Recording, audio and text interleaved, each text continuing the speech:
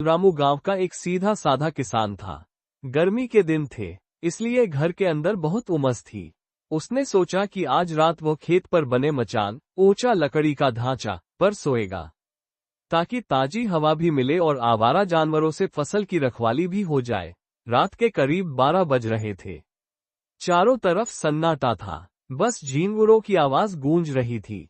रामू अपनी चादर ओढ़कर गहरी नींद में सोने ही वाला था कि अचानक उसे किसी के पायल की छन छन सुनाई दी। अजीब हलचल। रामू की आंख खुली। उसने सोचा शायद कोई बिल्ली होगी, लेकिन आवाज भारी थी। उसने मचान से नीचे झांका तो उसे सरसों के पीले फूलों के बीच एक सफेद साया चलता हुआ दिखाई दिया। वो साया धीरे धीरे रामू की तरफ ही बढ़ रहा था। रामू का दिल जोर से धड़कने लगा। उसने हिम्मत जुटाकर आवाज दी, कौन है वहां? रात के इस वक्त खेत में क्या कर रही हो? वो साया रुक गया। सन्नाटा और गहरा हो गया।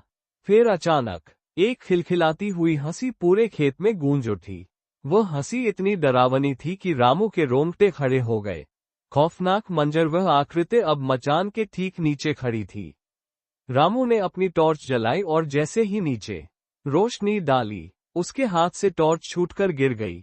नीचे एक औरत खड़ी थी, जिसके बाल जमीन तक लंबे थे, लेकिन उसका चेहरा बिल्कुल सादा, प्लेन था। न आंखें, न नाक, न मुंह, और सबसे भयानक बात यह थी कि उसके पैर पीछे की तरफ मुड़े हुए थे। वो बिना बोले ही हवा में तैरते हुए धीरे धीरे मचान की सीढ़ियों पर चढ़ने लगी। रामू डर के मारे थर थर कांप रहा था। उसने भागने की कोशिश की, लेकिन उसे महसूस हुआ कि उसके हाथ पांव पत्थर के हो गए हैं। वो हिल भी नहीं पा रहा था। अंतिम क्षण वह चुड़ैल अब रामू के बिल्कुल करीब थी। उसने अपना लंबा, ठंडा हाथ रामू के गले की तरफ बढ़ाया। उसकी लंबी उंगलियों के नाखून काले और नुकीले थे। जैसे ही उसने रामू को छुआ, रामू को अपनी रगों में खून जमता हुआ महसूस हुआ। अचानक पास के मंदिर से सुबह की आरती और शंख की हल्की आवाज आने लगी। सूरज की पहली किरण फूटने ही वाली थी। आवाज सुनते ही वो चुड़ैल एक चीख के साथ गायब हो गई, जैसे वो कभी वहां थी ही नहीं। अगली सुबह गांव वालों ने रामू को बेहोश पाया। जब उसे होश आया, तो उसके गले पर काले पंजे के निशान छपे हुए थे।